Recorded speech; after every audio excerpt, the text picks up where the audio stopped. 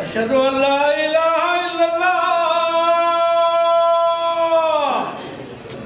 أشهد أن محمدا رسول الله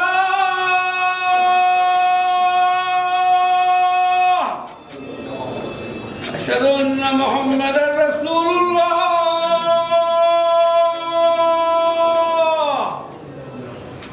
أشهد أن أمير المؤمنين وإمام المتقين ولي الله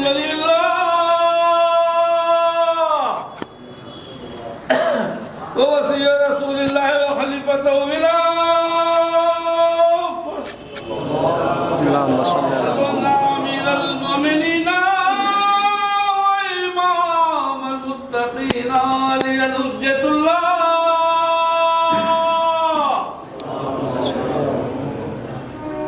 حي على الصلاة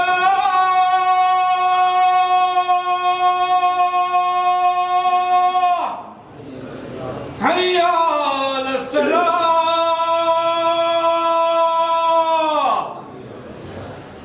حي على الفلاح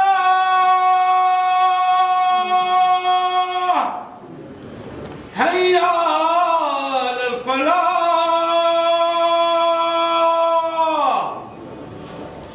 حي على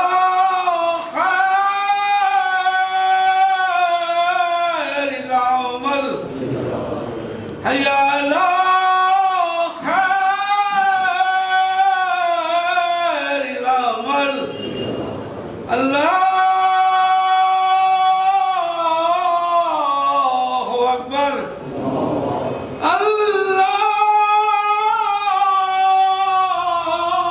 الله أكبر لا إله إلا الله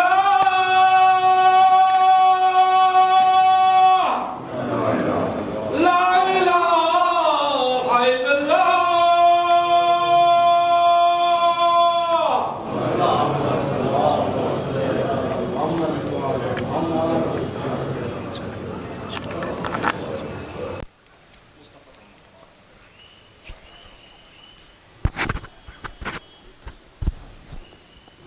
اللهم صل على محمد اللهم صل على محمد. السلام عليكم. أعوذ بالله من الشيطان الرجيم. بسم الله الرحمن الرحيم. الحمد لله رب العالمين والصلاة والسلام على سيد الأنبياء والمرسلين سيدنا ونبينا وشفيع ذنوبنا وطبيب نفوسنا بالقاسم محمد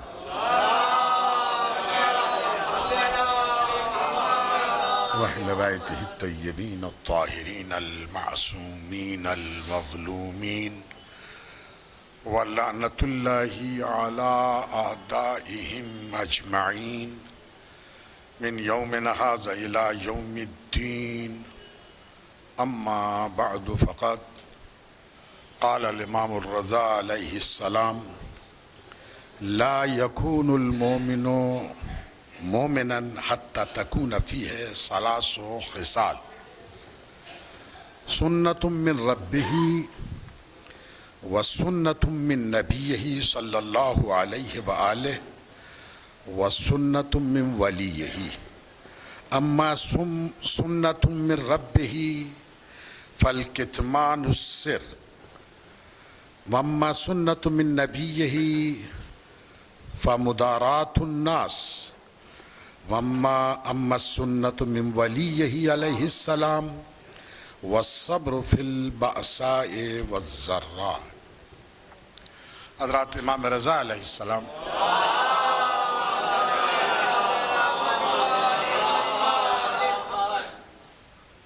کہ ایک حدیث کو عنوان قرار دیا ہے کہ جس میں آپ مومن کی 3 خصلتیں، اور وہ بھی ایسی خصلتیں کہ اگر وہ نہ پائی جاتی ہوں تو امام کے مطابق وہ انسان مومن نہیں ہے.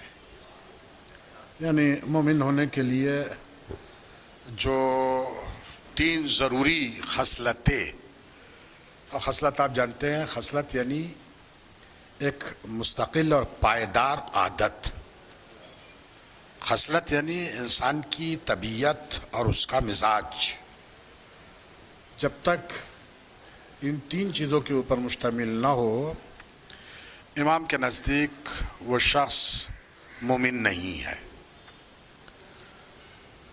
لہذا آپ فرماتے ہیں کہ لا یکون المومن مومنا حتی تکون فیہ 3 خصال،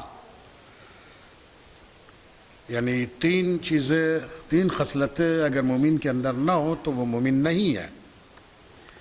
فرماتے ہیں کہ سنت من ربہ، ایک چیز تو پروردگار کی ایک سنت ہے، دوسری فرماتے ہیں کہ سنت و سنت من نبیہ صلی اللہ علیہ وآلہ،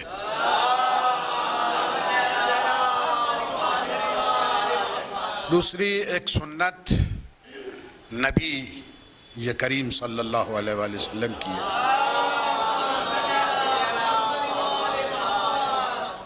اور پھر فرماتے ہیں کہ سنت و سنت من ولیہ، اور ایک جو ہے وہ پیغمبر کے ولی کی ایک سنت ہے۔ 3 سنتیں ہیں، یہ تینوں سنتیں جو ہے وہ ہر شخص میں کہ جو مومن کہلانا چاہتا ہو، جو مومن ایمان والوں کے دائرے کے اندر اپنے آپ کو شمار کرتا ہو، اس کے لیے ضروری ہے۔ یعنی ایک اللہ کی سنت ہے، ایک رسول کی سنت ہے، ایک ان کے ولی کی سنت ہے۔ دیکھیے اللہ کی سنت ہے کہ معنی و مفہوم کیا ہے، یا رسول کی سنت ہے؟ دیکھیے یہ لفظ جو ہے وہ رسول کے ساتھ بہرحال زیادہ بولا جاتا ہے اور زیادہ ہم اس کے سننے کے عادی رہے ہیں، لیکن اللہ کی بھی ایک سنت ہوتی ہے اور دیگر بہت سے افراد کی ایک سنت ہوتی ہے۔ سنت یعنی وہ روش کہ جو پائیداری کے ساتھ انسان کے اندر پائی جاتی ہو، وہ اس کی سنت کہلاتی ہے۔ ایسے رسول کی سنت کا مطلب یہ ہے کہ رسول کے اندر کوئی ایسی چیز کہ جو دوام کے ساتھ، پائیداری کے ساتھ ہر موقع کے اوپر پائی جائے، وہ رسول کی سنت ہے۔ ایسے ایک اللہ کی سنت ہوتی ہے۔ اللہ کی سنت کے معنی یہ ہے کہ بغیر کسی استثناء کے ہر موقع کے اوپر ایک روش، ایک خاص طریقہ جو ہے وہ پروردگار کا اگر کہیں پایا جاتا ہے تو وہ اللہ کی سنت کہلاتا۔ خداوند عالم اپنی سنت کے خلاف نہیں کرتا، یہ بات ہمارے عقائد کا جز ہے۔ یعنی جو اللہ نے ایک اصول قرار دے دیا ہے اور جو ایک طرح سے سنت بن گئی ہے، اس کے خلاف جو ہے وہ خداوند عالم نہیں کرتا۔ تو بہرحال اس کے بعد جو ہے وہ امام تشریح فرماتے ہیں کہ اللہ کی سنت سے کیا مراد ہے، نبی کی سنت سے کیا مراد ہے، اور ولی کی سنت سے کیا مراد ہے، کہ جو یہ تینوں چیزیں جو ہے وہ ایک انسان کے اندر پائی جانی چاہیے تاکہ وہ مومن کہلایا جا سکے۔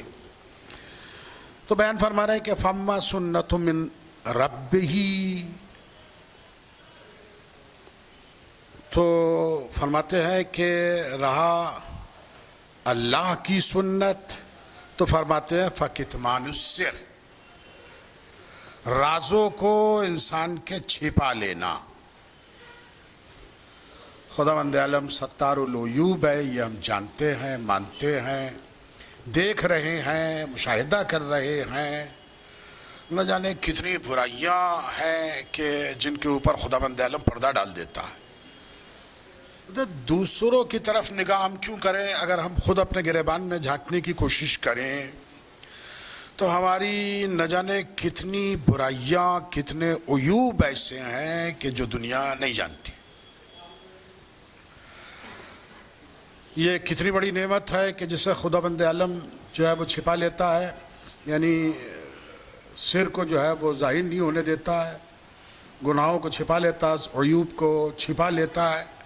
عزیزان گرامی، ایک لمحہ کے لیے انسان اپنے گریبان میں جھانکنے کے بعد یہ تصور کر لے کہ اگر یہ ساری چیزیں دنیا کو پتہ چل جائیں گی تو اس کی آبرو کا کیا ہوگا۔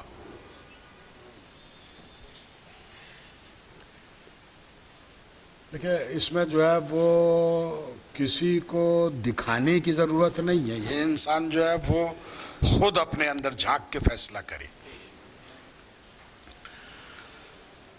عزیزان گرامی، واقعاً اگر وہ ستار العیوب نہ ہو اور ہر ایک کے عیب جو ہے وہ اس کے سامنے آتے ہی جو ہے وہ ظاہر ہو جائیں، تو آپ یقین جانیے کہ انسان کا جو ہے وہ اس سماج کے اندر جینا دوبر ہو جائے۔ نہ جانے کتنوں کی آبرو جو ہے وہ خاک کے اندر مل جائے گی، نہ جانے کتنے عیوب جو ہے وہ ہمارے چھپائے ہوئے ہیں۔ ہم نماز پڑھنے کے لیے جمع ہوئے ہیں، نماز کے پیچھے ہمارا کتنا اخلاص ہے اگر یہ ظاہر ہو جائے؟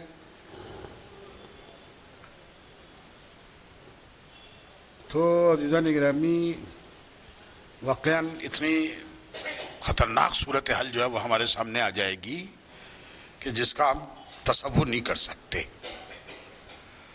تو ایک بہت بڑی نعمت ہے اس کا ستار العیوب ہونا۔ عزیزان گرامی، دیکھیے اس کے وہ اگر ستار العیوب ہے تو امام فرما رہے ہیں کہ یہ چیز ایک بندہ مومن میں بھی ہونی چاہیے، وہ بھی دوسروں کے عیوب کو جو ہے وہ ظاہر کرتا ہوا نظر نہ آئے۔ لیکن عزیزان گرامی، دوست ایک جگہ کے اوپر جمع ہوتے ہیں اور پھر غیبت کا دروازہ کھلتا ہے اور ہر ایک کی برائیاں، نقائص، عیوب وہ اس طرح سے بیان کیے جاتے ہیں کہ اس میں بیان کرنے والا بھی لذت محسوس کرتا ہے اور سننے والے بھی لذت محسوس کرتے ہیں۔ عزیزان گرامی، بہت سو کی باتیں امانت کے طور کے اوپر ہمارے پاس رہتی ہیں، مشورتاً، مثلاً کسی نے کوئی بات ہم سے کہی، ایسی بات کہی کہ جو اس کے نقائص کے اندر شمار ہو سکتی تھی، عزیزان گرامی اسے ہم نے عام کر دیا، یہ ہم نے اس کی بات کے اندر خیانت کی۔ تو یہ صورتحال جو ہے وہ انسان کی جو ہے وہ بہت سے گناہوں کی صورت میں جو ہے وہ ظاہر ہوتی ہے۔ سب سے زیادہ جو ہے وہ غیبت ہوتی ہے برائیوں کی، اچھائیوں کی غیبت نہیں کہلاتی، غیبت برائیوں کی، چاہے وہ برائی اس کے اندر پائی جائے یا نہ پائی جائے، بلکہ اگر نہیں پائی جاتی تو وہ بہتان ہے، الزام ہے، وہ اس غیبت سے بھی بری چیز ہے۔ تو بہرحال یہ چیز امام فرماتے ہیں کہ بندگان خدا کے اندر بھی ہونی چاہیے کہ وہ بھی دوسروں کے عیوب کو چھپائیں۔ دیکھیے، عیوب کو چھپانے کا حکم کئی لحاظ سے جو ہے وہ تصور کیا جا سکتا ہے۔ ایک تو یہ ہے کہ وہ لوگوں کے عیوب نہ چھپائے جائے، ہر ایک کو ننگا کر کے کھڑا کر دیا جائے، تو اس کا مطلب یہ ہے کہ وہ گناہ، وہ برائی جو ہے وہ اس طرح سے لوگوں کے سامنے رکھی جائے کہ یہ تو سبھی کے اندر پائی جاتی ہے، تاکہ بہت سے لوگ جو ہے وہ اپنی جگہ پہ یہ سوچنے لگے کہ جب سبھی کے اندر پائی جاتی ہے تو ہمارے بھی اندر اگر پائی جا رہی ہے تو اس میں برائی کیا؟ یعنی ایک طرح سے برائی کی تشہیر ہوتی ہے، برائی کی تبلیغ ہوتی ہے، برائی کو سبک کیا جاتا ہے۔ اور عزیزان گرامی، اگر کسی کو عیوب کے اوپر پردہ ڈالا جائے اس کی برائیوں کو چھپانے کی کوشش کی جائے تو عزیزان گرامی پھر وہ چیز یعنی گناہ کا سبک ہونا وہ لوگوں کے درمیان عام نہیں ہو پاتا۔ اولاً تو ایک بندہ مومن کے عمل کی 70 توجیہ کرنی چاہیے۔ ایک چیز ہمیں ظاہری طور کے اوپر نظر آ رہی ہے کہ یہ اس کی کمزوری ہے، اس کی 70 توجیہ کرنی چاہیے کہ بہت ممکن ہے کہ اس نے اس لحاظ سے نہیں بلکہ اس لحاظ سے یہ بات کہی ہو، ایسا نہیں ہوا بلکہ شاید ایسا ہوا ہو، تو 70 توجیہ ہے بہرحال ایک بندہ مومن کے عمل کی کرنی چاہیے۔ لیکن عزیزان گرامی ہمارے سماج کا ماحول کیا اور طریقہ کیا ہے؟ صرف وہم و گمان کے اوپر ہم دوسروں کے اوپر تہمتیں لگا دیتے، ان کے عیوب جو ہے وہ ظاہر کرنے کی جو ہے وہ کوشش کرتے ہیں۔ تو بہرحال یہ پہلی سنت ہے کہ جسے امام فرما رہے ہیں کہ ہر بندہ مومن کے اندر ہونی چاہیے۔ دوسری ایک سنت وہ پیغمبر کی سنت، اس کے متعلق امام فرماتے ہیں کہ وَسُنَّةٌ مِّن نَبِيِّهِ صلی اللہ علیہ وآلہ،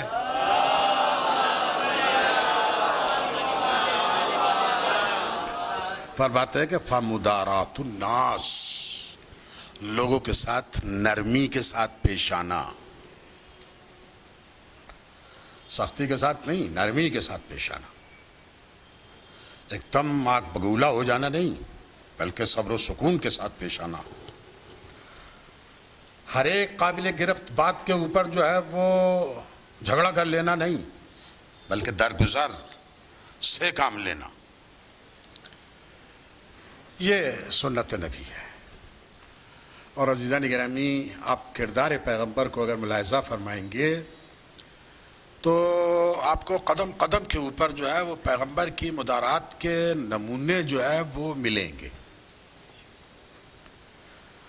اب ذرا تصور فرمائیے کہ پیغمبر کے ساتھ لوگوں کی روش خاص طور کے اوپر ابتدائی رسالت میں کیا رہی۔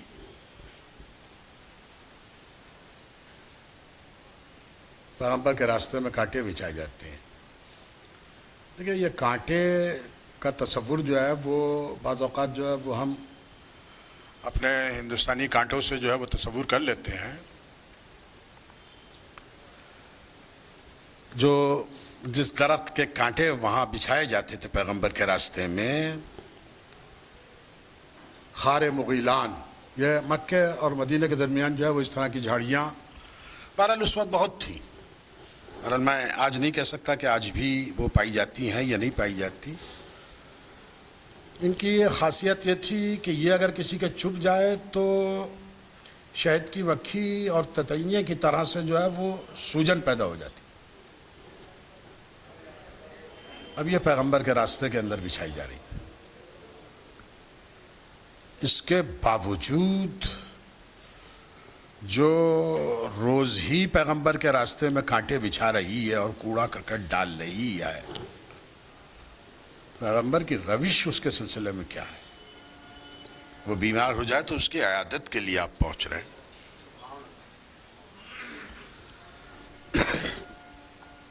پیغمبر کے اوپر جو ہے وہ جانوروں کی غلاظت یعنی ان کی پیٹ کا گرد و غبار فضلہ یہ پیغمبر کے اوپر ڈالا جاتا۔ آپ ذرا تصور فرمائیے کہ ایک مہذب سماج کے اندر اگر اس طرح کی حرکت ہو، آج اگر ہو تو اس شخص کے اوپر جو ہے وہ کیا گزرے گی، کیا کیفیت مرتب ہوگی۔ لیکن پیغمبر اسلام پھر بھی نرمی کے ساتھ پیش آ رہے ہیں۔ پیغمبر اسلام کو جنہوں نے اذیتیں دیں، آئے دن پیغمبر اسلام کے مقابلے میں جو ہے وہ لشکر کشی کی، عزیزان گرامی پیغمبر اسلام ان کے سلسلے میں کیا روش اختیار فرماتے ہیں؟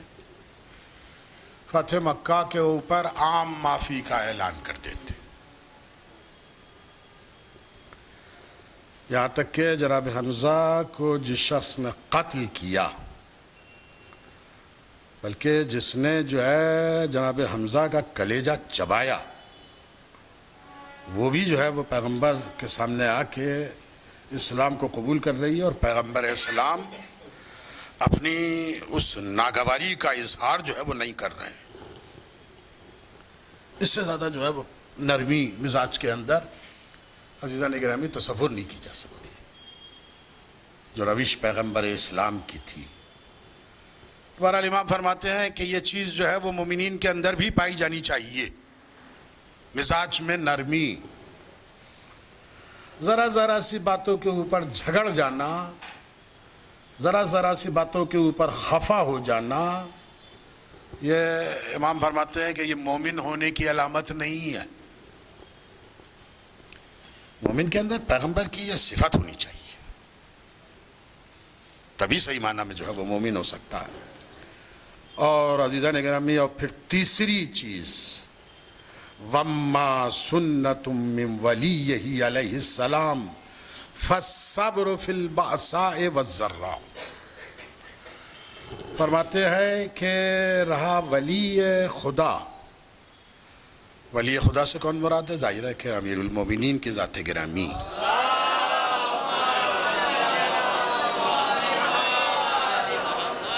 بلکہ نہ صرف یہ کہ امیر المومنین کی ذات گرامی بلکہ تمام ائمہ. صبر، مصیبت اور بلاؤں کے موقع کے اوپر واقعاً جو اہل بیت اطہار نے جس کے اعلیٰ ترین نمونے ہمیں دکھا دیے، اس سے بہتر جو ہے وہ نمونے ہم تلاش نہیں کر سکتے، کہیں سے جو ہے وہ ڈھونڈ کے نہیں لا سکتے. دیکھیں ایام فاطمیہ چل رہے ہیں، آپ ایک لمحے کے لیے آپ یہ تصور فرمائیے کہ امیر المومنین کے ساتھ کیا کچھ ہے کہ جو پیش آ رہا ہے. یہ 6 مہینے کی زندگی جو جناب معصوم عالم کی ہے، اس 6 مہینے کے اندر یعنی جیسا کہ تاریخ بیان کی جاتی ہے کہ 6 مہینے زندہ رہی ہیں، تو یہ 6 مہینے کی جو زندگی ہے اس میں جناب معصوم عالم نے کیا کچھ ہے کہ جو نہیں دیکھ لیا. امیر المومنین کے گلے میں رسی باندھی جاتی ہے، جناب معصوم عالم کے اوپر دروازہ گرایا جاتا ہے، آپ کو جھٹلایا جاتا ہے، اور جو صورتحال واقع ہے نا اس کی جو ہے وہ نقاشی نہیں کی جا سکتی. اسے میں آپ کے سامنے جو ہے وہ اپنے لفظوں کے اندر جو ہے وہ بیان نہیں کر سکتا ہوں، یہ صرف محسوس کرنے کی چیزیں ہیں. لیکن عزیزان گرامی، امیر المومنین صبر کر رہے ہیں. کیوں صبر کر رہے ہیں؟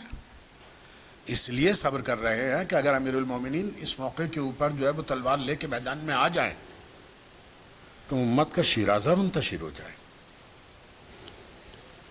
اسلام کی قوت جو ہے وہ ختم ہو کے رہ جائے. لہذا صبر کے علاوہ جو ہے وہ کوئی اور چارہ نہیں ہے.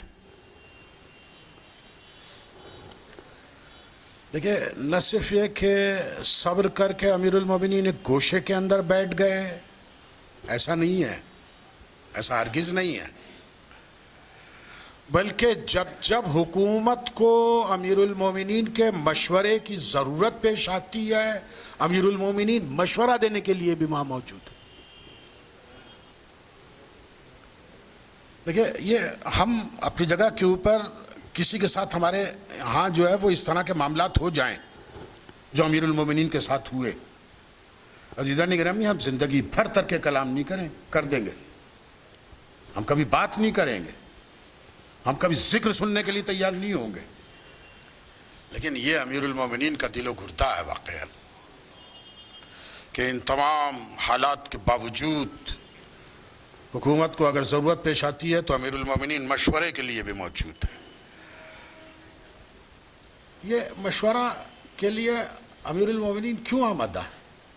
دیکھیں اس چیز کو لے کے اہل سنت نے جو ہے وہ یہ ثابت کرنے کی کوشش کی ہے کہ اہل بیت کے درمیان اور خلفاء کے درمیان جو ہے کوئی اختلاف نہیں تھا.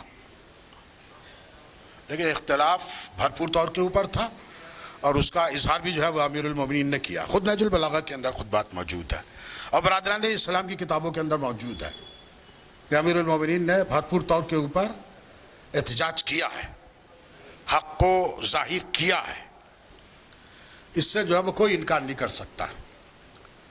لیکن اس مشورے کو جو ہے وہ حکومت کی ہمدردی اگر سمجھا جائے، خلفاء کی ہمدردی، ذاتی ہمدردی اگر سمجھا جائے، تو عزیزان گرامی اس کے لیے کوئی بنیاد نہیں. وہ اس لیے کہ دیکھیے صورتحال یہ ہے کہ مسلمانوں کے امور ان کے ہاتھوں میں آئیں. اگر یہ کوئی غلطی کرتے ہیں تو غلطی جو ہے وہ اس کا خمیازہ جو ہے وہ پوری امت بھگتی، پورا مسلم سماج، پورا مسلم معاشرہ جو ہے وہ بھگتے گا. لہذا امیر المومنین اپنی اس ذاتی قلق کو، ذاتی رنج و غم کو بھلانے کے بعد مفاد اسلام کی خاطر، مسلمانوں کے مفاد کی خاطر مشورہ دینے کے لیے حاضر. اس سے یہ تصور کرنا کہ خلفاء کے درمیان جو ہے خلفاء سے بہتر تعلقات تھے، نہ، بلکہ اسلام کی ہمدردی میں، مسلمانوں کی ہمدردی میں. اب آپ تصور فرمائیے کسی نے قرآن مجید کے اوپر اعتراض کیا،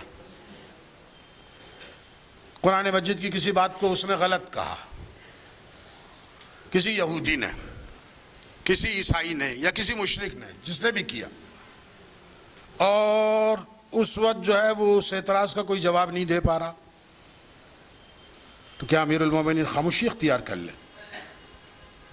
عزیزان گرامی، اگر امام جو ہے وہ خاموشی اختیار کر لیتے ہیں تو اس کا مطلب یہ ہے کہ قرآن کے اوپر جو اعتراض کیا گیا ہے وہ اپنی جگہ پہ صحیح ہے. یہودی جس نے اعتراض کیا ہے وہ تو یہی سمجھ کے جائے گا. میں مثال آپ حضرات کی خدمت میں عرض کر دوں. اصحاب کہف جو ہے وہ کتنے سال سوئے؟ قرآن مجید کہتا ہے 309 سال. اور عیسائیوں کی کتابیں جن کی واقعہ ہے، جن کے علاقے کا واقعہ ہے، جن کا واقعہ ہے، ان کی کتابیں کہتی ہیں 300 سال.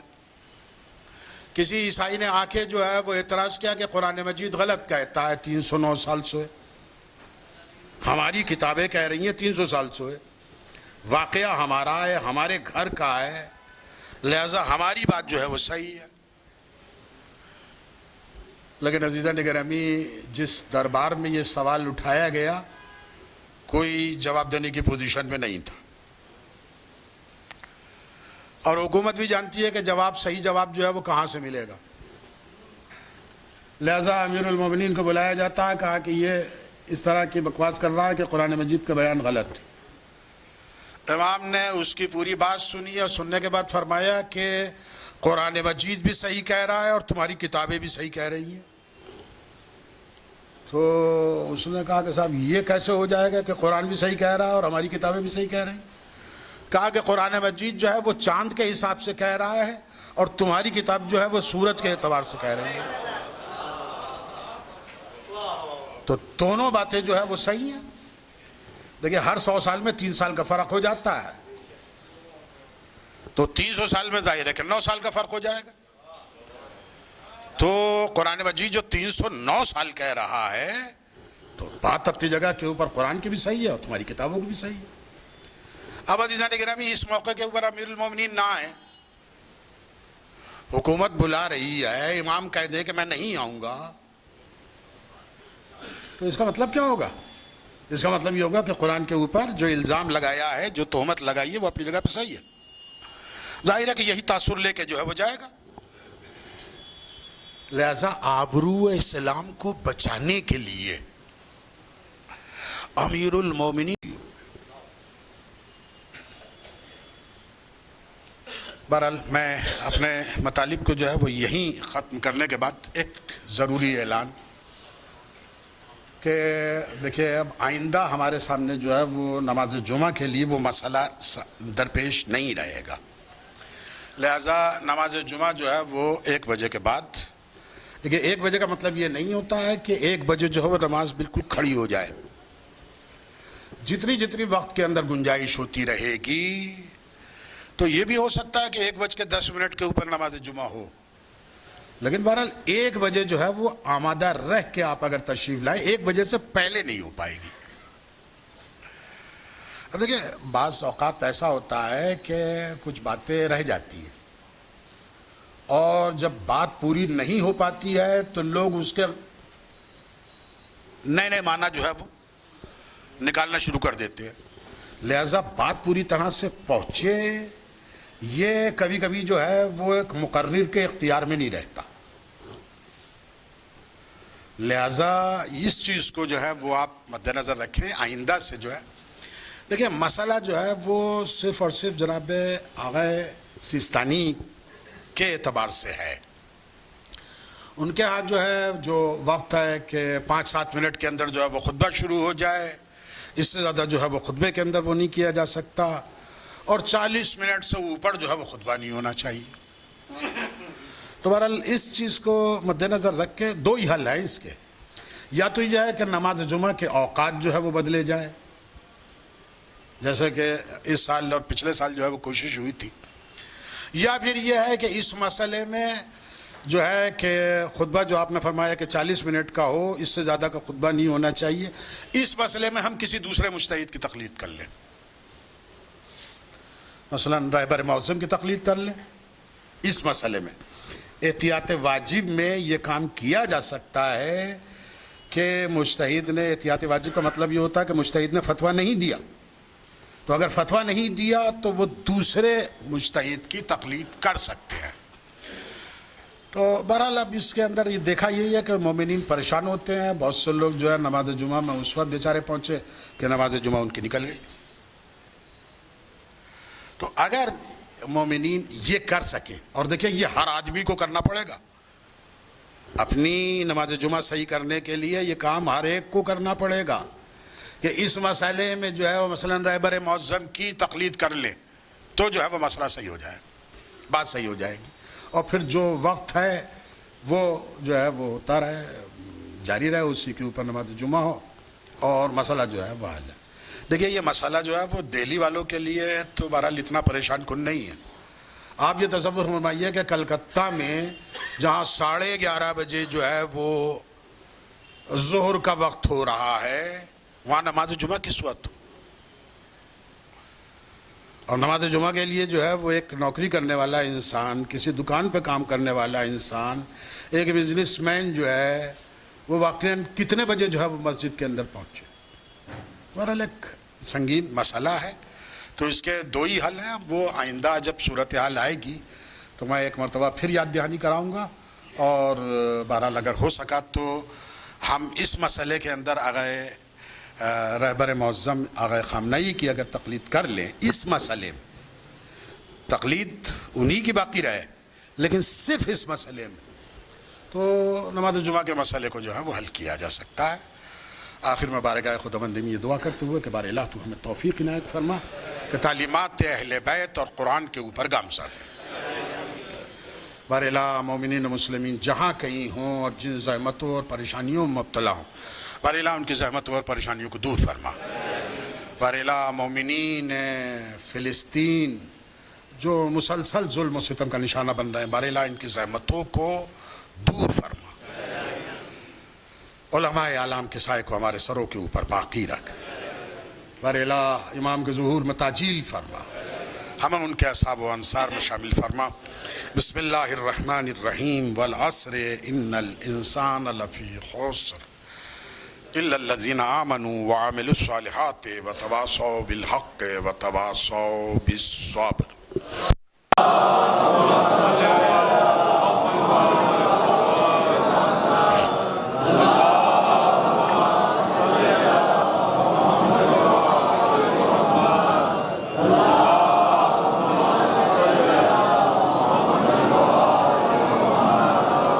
أعوذ بالله من الشيطان الرجيم. بسم الله الرحمن